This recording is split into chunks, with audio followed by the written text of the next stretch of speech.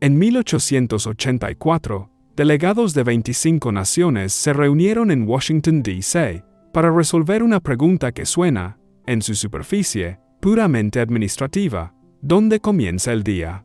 Eligieron Greenwich, eligieron Inglaterra, y dentro de los 18 meses siguientes a esa decisión, las oficinas cartográficas de Europa, Asia y las Américas retiraron silenciosamente sus series oficiales de mapas anteriores, no porque esos mapas fueran inexactos, sino porque referenciaban un mundo diferente. Ese retiro nunca fue anunciado, no hubo ceremonia pública, no hubo debate académico, no hubo explicación archivada en ningún registro internacional que haya sido hecho completamente público desde entonces. Los viejos mapas simplemente dejaron de enseñarse. Y aquí está el detalle que no encaja. Docenas de mapas producidos antes de 1850, originados en al menos 4 civilizaciones completamente independientes: árabe, china, austronesia y otomana, muestran lagos interiores, sistemas fluviales y cadenas montañosas, idénticos en regiones que los exploradores europeos, supuestamente, aún no habían penetrado. No se ha identificado ninguna fuente común. Ninguna institución académica ha explicado formalmente la convergencia. Si estos mapas estuvieran equivocados de manera independiente exactamente de la misma forma, eso sería extraordinario. Si estuvieran independientemente en lo correcto, antes de que llegaran los estudios oficiales para confirmarlos, entonces, ¿qué exactamente estaba siendo estandarizado hacia la inexistencia en 1884? Para entender por qué las fronteras cambiaron todas a la vez, hay que retroceder a las tradiciones cartográficas que reemplazaron, y a un único trozo de pergamino, dibujado en Constantinopla en 1513, que no debería existir en absoluto. El mapa fue hecho por un almirante otomano, llamado Piri Reis. No era un místico, no era un falsificador, era un cartógrafo militar del más alto rango, un hombre que había pasado décadas en el mar, y que entendía, por experiencia directa, la diferencia entre una costa que fue adivinada y una costa que fue medida. En 1513, trabajando en Constantinopla en el apogeo del poder imperial otomano, ensambló un mapa del mundo a partir de lo que describió, en sus propias anotaciones manuscritas sobre el pergamino mismo, como cartas fuente que se remontaban a los tiempos de Alejandro Mapas, compilados de tradiciones más antiguas, estudios más antiguos, conocimientos más antiguos que él mismo no reclamaba haber originado. El mapa sobrevivió. La mayoría de esas cartas fuente no. Lo que hace al mapa de Piri Reis históricamente incómodo no es su antigüedad, es una característica específica, en una esquina específica del pergamino, la representación de una masa de tierra austral, por debajo de los continentes reconocidos, con una línea costera suficientemente detallada para mostrar cadenas montañosas subglaciares y entradas fluviales que no fueron confirmadas por estudios científicos modernos hasta 1958, cuando equipos sísmicos y de sonar penetraron finalmente la capa de hielo antártica por primera vez en la historia humana registrada. En 1960, un analista cartográfico de la Fuerza Aérea de los Estados Unidos, llamado Capitán Lorenzo Burroughs, escribió un memorando técnico formal a un oficial superior, señalando que la línea costera sur del mapa de Piri Reis coincidía con la topografía subglacial de la Antártida, con una precisión geométrica que no podía explicarse mediante ninguna cadena de fuentes europeas conocidas. El memorando fue archivado. La pregunta que contenía no fue investigada.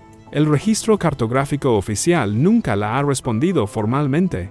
El propio Piri Reis señaló hacia mapas más antiguos. Eso significa que la precisión no se originó con él. Provino de una tradición que lo precedió, una tradición que, para 1513, ya estaba desapareciendo del registro institucional. Para encontrar dónde comenzó esa tradición, hay que entrar a un edificio que ya no existe, en una ciudad que fue reconstruida varias veces, a lo largo de un río en lo que hoy es Irak. La Casa de la Sabiduría en Bagdad no era una biblioteca en el sentido en que esa palabra se entiende habitualmente. Entre los siglos IX y XIII, era una institución funcional de conocimiento aplicado a matemáticas, astronomía, medicina y, sobre todo, geografía. Estudiosos de todo el mundo conocido llevaban allí sus hallazgos, los traducían, los contrastaban entre sí y los refinaban en sistemas que funcionaban. La tradición cartográfica islámica que se desarrolló dentro y alrededor de esa institución no era especulativa, era rigurosa, metódicamente empírica. Al-Idrisi, nacido en 1099 y trabajando bajo el mecenazgo del rey normando Roger II de Sicilia, pasó 15 años produciendo un compendio geográfico y un mapa del mundo conocido como la Tábula Rogeriana, completado en 1154. La tábula no era un objeto decorativo destinado a colgar en el corredor de un palacio, codificaba la latitud usando tablas de ángulos estelares, una metodología para corregir la distorsión esférica a través de una superficie plana que la escuela marítima portuguesa no desarrollaría de forma independiente hasta un siglo completo después. El mapa de Al-Idrisi era preciso de maneras que desconcertaban a los cartógrafos europeos posteriores, que lo encontraban sin comprender su método subyacente. Ibn Battuta, el estudioso marroquí que pasó casi 3 décadas viajando por África, Asia y Europa en el siglo XIV, actuó como una especie de sistema vivo de verificación geográfica para las afirmaciones espaciales incorporadas en la tradición cartográfica islámica y sus relatos, compilados a lo largo de cientos de miles de millas de observación directa, se alineaban consistentemente con la lógica espacial que Al-Idrisi había codificado 2 siglos antes. La tabula sobrevivió en múltiples copias manuscritas, pero algo ocurrió con esas copias en tránsito entre culturas.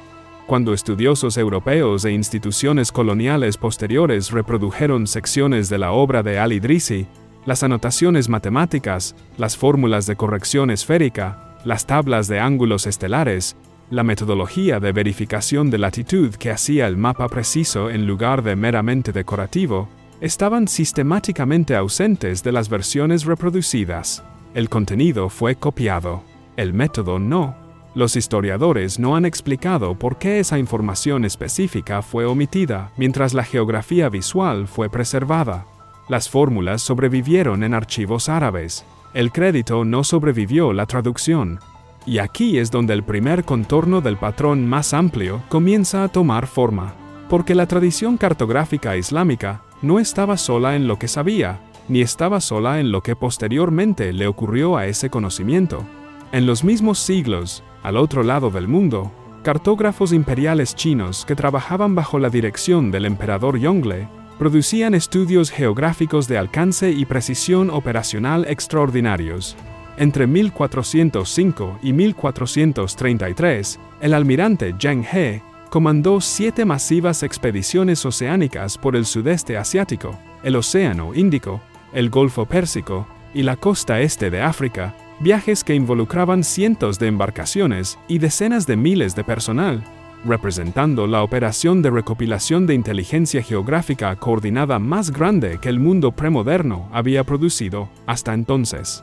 Zheng He produjo cartas náuticas. Se compiló una carta maestra a partir de los datos que devolvieron esos viajes.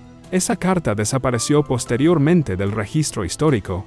La dinastía Ming, bajo un liderazgo imperial diferente después de 1433, emitió órdenes administrativas que los historiadores han reconstruido parcialmente, órdenes que limitaron la actividad marítima adicional, clasificaron las cartas náuticas existentes bajo restricción imperial, y en algunos casos, ordenaron la destrucción física de registros asociados con los viajes. El alcance exacto de esas órdenes de destrucción permanece, en el lenguaje de la erudición archivística, una pregunta abierta. Pero la cronología es precisa y documentable. El registro geográfico marítimo Ming fue efectivamente sellado dentro de 40 años del último viaje de Zheng He, y la tradición de cartografía oceánica abierta que representaba no sobrevivió la transición administrativa. Simultáneamente, a través de las redes de islas del Pacífico y el Océano Índico, los navegantes austronesios mantenían una tradición cartográfica codificada, no en tinta sobre pergamino, sino en objetos físicos, cartas de palos construidas de fibras de palma y conchas, que representaban patrones de refracción de olas, flujos de corrientes, alineaciones de caminos estelares y posiciones de islas a través de miles de millas de océano abierto. Estos no eran aproximaciones primitivas del conocimiento geográfico, eran modelos espaciales sofisticados, calibrados a través de generaciones de prueba empírica, que permitían una navegación confiable a través de distancias oceánicas que la tecnología marítima europea del mismo período aún no podía igualar de manera confiable. 3 tradiciones, 3 metodologías completamente independientes, desarrolladas en diferentes continentes y diferentes siglos. 3 sistemas que codificaban las mismas costas, las mismas corrientes oceánicas, las mismas relaciones geográficas, y las 3 fueron marginalizadas, clasificadas, destruidas o absorbidas en marcos europeos dentro de aproximadamente 80 años entre sí, entre mediados del siglo XV y mediados del siglo XVI. A primera vista, esto parece una coincidencia. El momento podría explicarse por la expansión general del poder marítimo europeo durante ese período, por el desplazamiento natural de sistemas más antiguos por tecnologías más nuevas, por la fricción ordinaria del contacto cultural. Pero cuanto más profundamente se examinan los mecanismos específicos de cada desaparición, más difícil se vuelve sostener la coincidencia. Aquí está el prima giro. Expresado claramente y sin adornos, los viejos sistemas cartográficos no fueron borrados porque estaban equivocados. Fueron borrados porque estaban en lo correcto de maneras que hacían las reclamaciones territoriales de la expansión colonial legal y geográficamente indefendibles. Un mapa que muestra con precisión una línea costera, un sistema fluvial, un límite territorial o una ruta comercial no es un documento neutral. Es evidencia de conocimiento previo, presencia previa, reclamación previa y la evidencia, en el contexto de la apropiación de tierras justificada por la ficción legal de la terra nullius, la doctrina de que la tierra no cartografiada era tierra no reclamada, es una responsabilidad de la clase más fundamental. Este no es un patrón que requirió una conspiración secreta para producirse. Solo requirió que las personas que realizaban el borrado entendieran, a algún nivel operativo, lo que estaban borrando y eligieran continuar. En África Occidental, en la Amazonia, en los archipiélagos del sudeste asiático, topógrafos coloniales y misioneros jesuitas llegaron a territorios que las comunidades indígenas habían estado cartografiando y administrando durante generaciones. Los registros de la misión jesuita del período 1640 a 1680, preservados en forma fragmentaria en archivos de Roma, París y Lisboa, contienen relatos repetidos de guías indígenas conduciendo a misioneros europeos a través de paisajes con una precisión espacial que claramente asombró a los sacerdotes que lo documentaban. Los guías navegaban de memoria, a partir de mapas de límites orales, a partir del conocimiento de rutas de agua estacionales codificado en el lenguaje y transmitido a través de generaciones sin ningún documento escrito en absoluto. Cuando los cartógrafos jesuitas compararon las descripciones espaciales ofrecidas por sus guías indígenas con sus propios estudios medidos independientemente, la correspondencia fue, en múltiples instancias documentadas, suficientemente notable como para ser registrada. Los jesuitas archivaron los informes, alguien más los guardó lejos. Esos informes no ingresaron al canon cartográfico oficial. El conocimiento geográfico que documentaban no fue acreditado en ningún atlas europeo publicado. Lo que ingresó al canon, en cambio, fueron los nombres de topógrafos europeos, hombres que llegaron después de que el conocimiento existiera, viajaron a través de territorio que había sido organizado espacialmente durante siglos, y se fueron con el crédito institucional por haberlo descubierto. Los poderes coloniales entendieron, temprana y prácticamente, que el conocimiento geográfico era una forma de propiedad estratégica. Felipe II de España, que reinó desde 1556 hasta 1598, mantenía un sistema llamado el Padrón Real, una carta maestra mantenida bajo autoridad real en Sevilla, continuamente actualizada con inteligencia de los viajes españoles, a partir de la cual se derivaban todos los mapas oficialmente sancionados. La posesión de cartas costeras precisas por partes no autorizadas no era simplemente desalentada bajo este sistema. Bajo la ley española durante el reinado de Felipe, era tratada como un delito capital.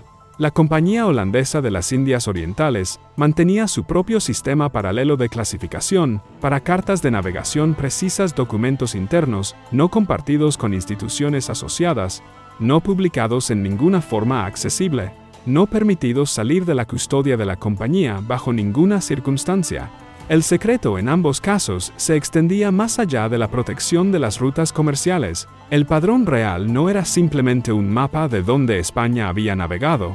Era un mapa de donde las reclamaciones territoriales de España eran geográficamente precisas y, más críticamente, donde no lo eran. Un mapa corregido, visto por la persona equivocada, podía desreclamar un continente. Esa era la amenaza. Las anomalías en el campo, mientras tanto, seguían acumulándose en documentos que los mapas publicados estaban cuidadosamente construidos para contradecir. Los estudios coloniales realizados a través de África y el sur de Asia entre 1750 y 1820 encontraron, con una regularidad que el registro cartográfico publicado no refleja, evidencia de organización geográfica previa que antecedía cualquier presencia europea, líneas de estudio despejadas, cortando a través de interiores de bosques densos, marcadores de límites de piedra, de un tipo que sugería división de tierra deliberada y geométrica a una escala que requería una organización institucional sostenida, patrones de terrazas de tierra a través de áreas descritas posteriormente en documentos oficiales como páramos sin cultivo ni habitación previa. Charles Mason y Jeremiah Dixon, realizando su célebre estudio de límites en América del Norte entre 1760 y 1767, trabajaron a través de un paisaje ya marcado por una organización espacial humana de considerable antigüedad. Topógrafos de la Compañía de las Indias Orientales que operaban en el subcontinente indio presentaron notas de campo que mencionaban, con grados variados de especificidad analítica, marcadores de límites preexistentes que los propios topógrafos estimaban como anteriores a la llegada europea por siglos. Esas notas de campo y los mapas publicados derivados de ellas no son los mismos documentos. Las notas de campo mencionaban los marcadores. Los mapas publicados describían los mismos territorios como no medidos, no estudiados y efectivamente vacíos, legalmente disponibles para la reclamación soberana que siguió a la declaración cartográfica. Alguien, a nivel de publicación institucional, tomó una decisión sobre lo que el mapa final diría y lo que omitiría. Esa decisión no se tomó una vez, se tomó repetidamente, a través de múltiples estudios, en múltiples territorios, conducidos por múltiples potencias europeas que operaban bajo diferentes banderas, pero llegaban a la misma conclusión cartográfica. En octubre de 1884, los delegados en la Conferencia Internacional del Meridiano en Washington votaron para establecer el Observatorio Real en Greenwich como el meridiano principal universal, el cero longitudinal fijo, desde el cual todas las coordenadas geográficas serían en adelante medidas y verificadas. 22 naciones votaron a favor, 2 se abstuvieron, ninguna objetó públicamente. 14 meses después, la Conferencia de Berlín concluyó su división formal del continente africano entre las potencias coloniales europeas, trazando fronteras a través de territorios que ninguno de los participantes de la conferencia había estudiado exhaustivamente, usando un sistema de coordenadas que acababa de ser universalizado y que hacía que cada mapa anterior, cada tratado anterior, cada acuerdo territorial anterior que referenciara un meridiano, no Greenwich, fuera técnicamente inverificable bajo el marco emergente de la Convención Geográfica Internacional.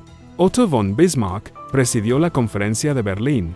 La estandarización cartográfica y el trazado político de fronteras ocurrieron dentro de la misma ventana de 14 meses. Ninguna sociedad geográfica produjo un estudio independiente examinando ese momento. Ningún organismo legal internacional planteó una pregunta formal sobre el efecto del restablecimiento de coordenadas en los acuerdos territoriales indígenas anteriores, registrados bajo diferentes sistemas de referencia geográfica. El nuevo meridiano principal fue descrito, en cada comunicación pública, como un avance científico neutral, universal, moderno. Una lectura de esta evidencia es que fue simultáneamente un instrumento legal. que la estandarización de coordenadas fue, en el mismo momento, la estandarización de la legitimidad territorial, borrando retroactivamente los marcos geográficos, bajo los cuales las reclamaciones de tierra más antiguas habían sido documentadas, registradas y potencialmente aplicadas. Segundo giro. La estandarización de 1884 no fue meramente una actualización científica, fue un restablecimiento legal. Cada mapa anterior, cada tratado, cada registro de límites que referenciara un meridiano no Greenwich, se convirtió, en el nuevo marco, en técnicamente anómalo, no exactamente ilegal, pero inverificable por el nuevo estándar, y por lo tanto inaplicable en cualquier disputa territorial adjudicada bajo el nuevo sistema. Ninguna potencia colonial objetó esta consecuencia. Su silencio colectivo es su propio tipo de documento archivístico. Halford Mackinder, el geógrafo británico que publicó su teoría fundacional del pivote geográfico de la historia en 1904, entendía la geografía no como una descripción neutral del mundo físico, sino como el argumento estructural que subyace a todo el poder político. Su teoría del Heartland, la proposición de que el control del interior euroasiático determinaba la dominación global, requería un mapa específico del mundo para parecer coherente, un mapa centrado en Europa, con el resto del mundo organizado a su alrededor, en proporciones que hacían que la dominación espacial europea pareciera geográficamente evidente por sí misma. Los marcos geográficos más antiguos, que centraban diferentes meridianos, enfatizaban diferentes regiones y codificaban relaciones de área de tierra usando una lógica proporcional derivada de la medición real en lugar de la conveniencia de navegación, hacían que la teoría del Heartland pareciera no ciencia, sino preferencia. Esos marcos estaban, para 1904, siendo ya retirados de la circulación institucional. Los archivos de la Sociedad Geográfica Real, de 1880 a 1910, documentan un programa sostenido de reforma cartográfica. El reemplazo de series de mapas más antiguas, con ediciones referenciadas a Greenwich, la reclasificación de materiales cartográficos, no europeos de referencias geográficas, activas a curiosidades históricas, y la exclusión gradual de tradiciones cartográficas, no europeas de los planes de estudio de topografía de las universidades coloniales. Entre 1890 y 1920, los ministerios de educación coloniales, a través de los sistemas imperiales británico, francés y alemán, emitieron órdenes de reforma curricular que mandataban atlas estandarizados, que presentaban la proyección de Mercator como el mapa del mundo predeterminado, que acreditaban a los cartógrafos europeos como los originadores del conocimiento geográfico sistemático, y que no contenían ninguna referencia a la tabula rogeriana, a las cartas de Zheng He, a los sistemas de navegación austronesios, o a las tradiciones de cartografía de límites indígenas, documentadas tan cuidadosamente en los registros jesuitas. Las tradiciones excluidas no eran rudimentarias, eran, en varios casos documentados, matemáticamente más sofisticadas que los métodos europeos que institucionalmente las reemplazaron. Esa sofisticación no fue citada como razón para su exclusión. No se dio públicamente ninguna razón en absoluto. El currículo cambió. El conocimiento fue reclasificado como precientífico, como artefacto etnográfico, como herencia cultural en lugar de sistema técnico, y dejó de enseñarse a los ingenieros, administradores y topógrafos que trazarían la próxima generación de fronteras. No se prohíbe un mapa porque esté equivocado, se prohíbe porque alguien podría notar que tiene razón. La eliminación física de la evidencia archivística siguió una trayectoria más lenta y silenciosa. En Londres, Lisboa, Bruselas y Tokio, las primeras décadas del siglo XX produjeron una serie de transferencias archivísticas y eventos de reclasificación que movieron mapas de coordenadas pre-Greenwich de colecciones de referencia activas a almacenamiento restringido o efectivamente inaccesible. Lord Curzon, sirviendo como virrey de India desde 1899 hasta 1905, supervisó una reclasificación exhaustiva de los registros de estudio de la Oficina de India, un proceso burocrático que movió notas de estudio de campo incluyendo documentos que los historiadores han identificado posteriormente como que contienen referencias explícitas a marcadores de límites precoloniales, a categorías de clasificación que restringieron el acceso académico durante décadas posteriores. Los mapas movidos en estos procesos no fueron destruidos, y esa distinción cambia la interpretación por completo. La destrucción implica disposición, el juicio de que algo no tiene valor adicional.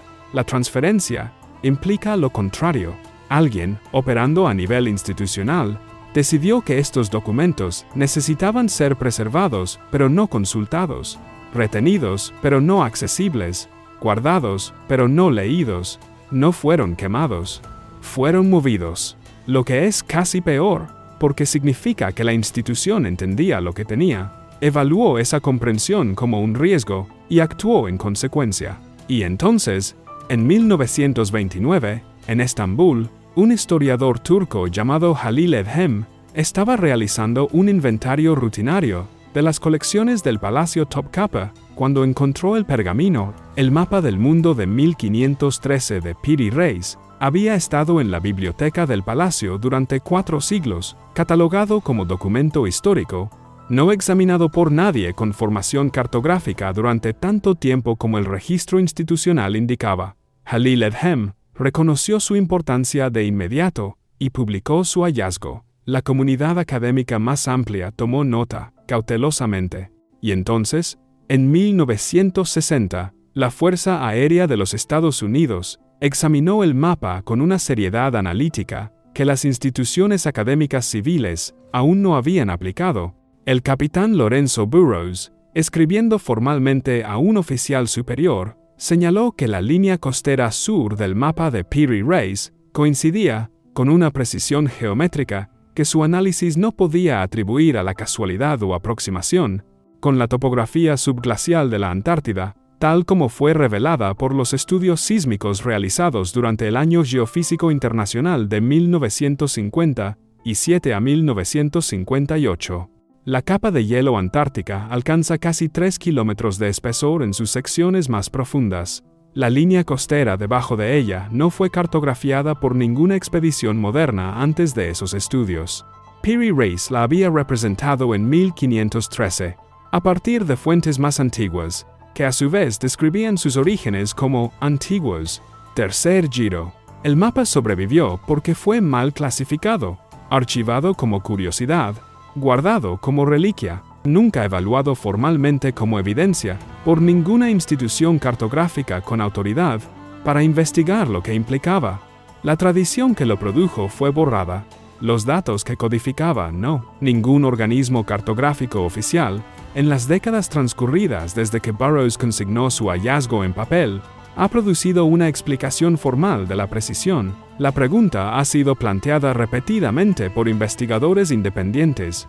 Ha sido recibida con descarte, con silencio y ocasionalmente con objeciones metodológicas, pero no con explicación. Y el descarte no es lo mismo que una respuesta. La proyección de Mercator, el mapa de cuadrícula rectangular, que ha dominado la educación cartográfica occidental, desde que Gerardus Mercator lo publicó en 1569 y que permanece, a partir de 2024, como el mapa del mundo fundamental en la mayoría de las interfaces de navegación digital, distorsiona el área de tierra de maneras que son matemáticamente precisas y geográficamente consecuentes.